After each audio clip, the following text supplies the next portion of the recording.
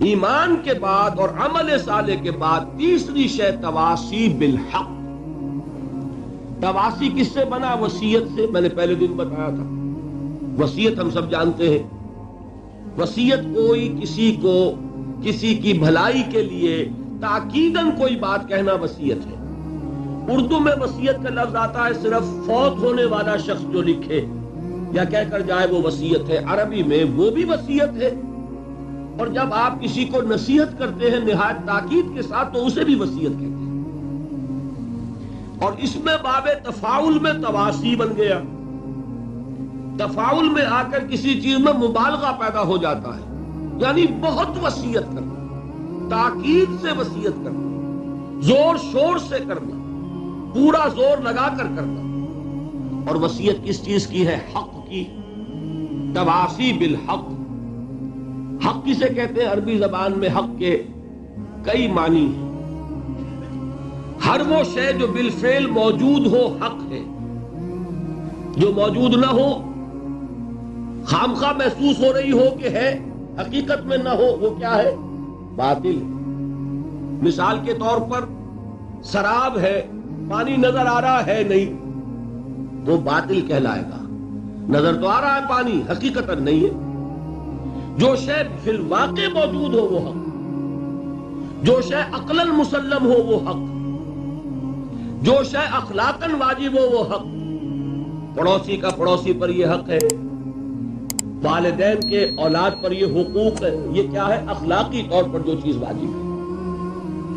اب آپ سوچئے اس حق کے لفظ کو استعمال کر کے ہر اس چیز کی تاکید کرنا جو مطابق واقعہ ہو، ہر اس چیز کی تاکید کرنا جو اخلاق کا تقاضا ہو، ہر اس چیز کی تاکید کرنا کہ جو معقول ہو. ان تمام چیزوں کا نام تواصی بالحق ہوگا. اور یہ تواصی بالحق سے نتیجہ کیا نکلتا ہے؟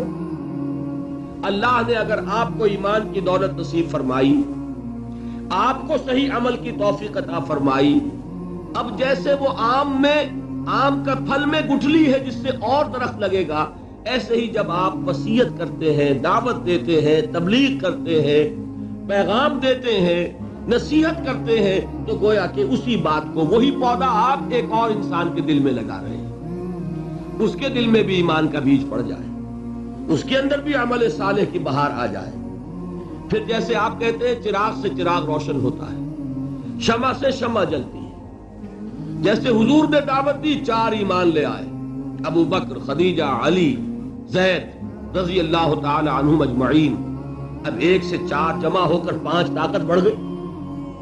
اب حضرت ابو بکر لگ گئے اسی کام، لہذا شمع سے شمع روشن ہو رہی ہے. آپ کے علم میں ہوگا، نہ ہو تو اس کو یاد رکھیے، یہ حضرت ابو بکر کے فضائل میں ایک بہت اہم بات ہے.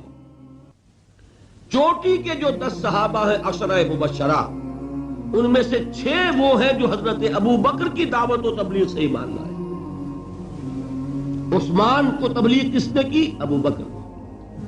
وہ سعید ابن زید جن کا تعارف کرا چکا ہوں، زید کے بیٹے سعید، جن کے واسطے سے اور ذریعے سے ہو کر ایمان پہنچا ہے حضرت عمر تک، ان کو کس نے دعوت دی؟ ابو بکر نے. طلحہ کس کی دعوت پر ایمان لائے؟ ابو بکر نے. زبیر کس کی دعوت پر ایمان لائے؟ ابو بکر نے. عبد الرحمن ابن عوف کس کی دعوت پر ایمان لائے؟ ابو بکر کے. سعد ابن ابی وقاص فاتح ایران کس کی دعوت پر ایمان لائے؟ ابو بکر.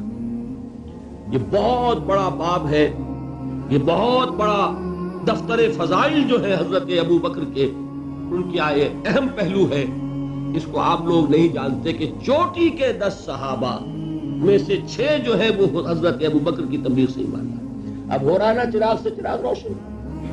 تو تواصی بالحق کا یہ رشتہ ہے. اچھا 3 باتیں اور نوٹ کر لیں. تواصی بالحق یعنی دعوت، تبلیغ، نصیحت، حق کو پھیلانا، حق کو پہنچانا، 3 دلیلیں ہیں جس کی روح سے یہ لازم ہے. پہلی دلیل طبعی دلیل ہے. طبعی دلیل مثال سے سمجھ میں آئے گی. اگر کہیں آگ ہے، آپ میں حرارت پہنچے گی کہ نہیں؟ چاہے آپ کوشش کریں نہ کریں، آگ کے سامنے آئیں گے حرارت پہنچے گی. اگر برف کی سلک کہیں رکھی ہوئی ہے، اس سے ٹھنڈ جو ہے ماحول میں سرایت کرے گی کہ نہیں؟ اسی طرح ایک بات کہہ رہا ہوں، بہت بڑی بات، یہ دونوں باتیں تو آپ نے مان لی، تیسری پر آپ چونکیں گے۔ اگر کسی شخص میں فی الواقع نیکی ہے تو اس سے ماحول میں نیکی سرایت کرے گی کہ نہیں؟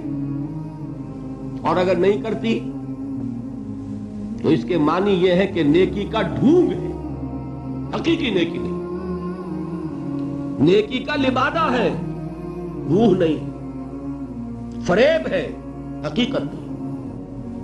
یہ تو ہو سکتا ہے، کچھ ہوتے ہیں بیڈ کنڈکٹرز آف ہیٹ، رکھے رہے ہیٹ کے سامنے ہیٹ نہیں پہنچے گی، لیکن وہ تو ہوتے ہیں۔ حضرت نوح سے 3 بیٹوں تک نیکی پہنچ گئی، 1 تک نہیں پہنچی، لیکن 3 تک تو پہنچی نا۔ یہ نہیں ہو سکتا کسی تک بھی نہ پہنچی۔ اگر نہیں پہنچ رہی تو یہ ثبوت ہے اس بات کا کہ در حقیقت ہوتا ہے، آج کل آپ نے لیمپ بنے دیکھے ہوں گے ایسے، جن کے نیچے ایسے ہو جاتا ہے جیسے دہکتے ہوئے انگارے، انگارہ کچھ نہیں ہوتا، وہ صرف نظر آتا ہے انگارہ، اس سے گرمی پہنچے گی نہیں، وہ انگارہ نظر آ رہا۔ برف کی سل حقیقت میں اگر کانچ کی سل بنا دی جائے تو نظر تو آئے گا کہ برف کی سل ہے، لیکن اس سے حرارت پہنچے گی، اس سے ٹھنڈک پہنچے گی نہیں۔ معلوم ہوا کہ یہ آگ نہیں ہے جس سے حرارت نہیں پہنچ رہی، یہ برف نہیں ہے جس سے برودت نہیں پہنچ رہی۔ اسی طرح اگر واقعتاً کسی انسان سے اس کے ماحول میں بالکل ہی نیکی سرایت نہ کر رہی ہو تو بڑا شدید اندیشہ ہے اس بات کا کہ سوچے کہیں میں نے نیکی کا فریب تو نہیں کیا ہوا۔ اور سب سے پہلے اس میں یہ بھی جان لیجئے کہ امیڈیٹ انوائرنمنٹ جو ہے وہ فیصلہ کن ہے۔ ایک شخص کے گھر میں اس کا کوئی اثر نہیں ہو رہا نیکی کا، اس کا مطلب یہ ہے کہ کہیں کوئی نہ کوئی گڑبڑ ہے، something is wrong somewhere، کوئی پیتھولوجی ہے۔ جیسے میں نے عرض کیا تھا نا کہ وہ آفیسر لوگ تو کچھ عرصے تک نماز پڑھتے رہے ظہر کی، لیکن وہ جو ملازمین تھے کلاس 4 کے وہ ہنستے تھے، اس لیے کہ انہیں معلوم ہے کہ صاحب صرف ظہر کی نماز پڑھ رہا ہے، اثر نہیں پڑے گا، لہذا کیسے اس کے اوپر اثر ہوگا ملازم پر؟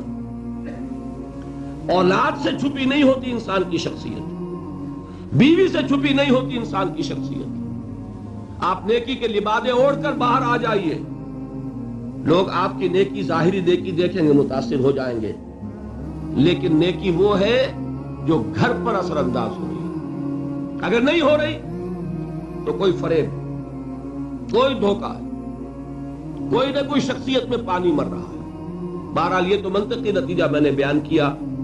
اصل بات کیا تھی کہ پہلی دلیل کیا ہے؟ طبعی دلیل ہے، آگ سے حرارت پھیلتی ہے، برف سے ٹھنڈک سرایت کرتی ہے۔ اگر نیکی حقیقتاً ہوگی، عمل صالح ہوگا واقعتاً، تو اس سے ماحول میں لازماً نیکی سرایت کرے گی، کم یا زیادہ۔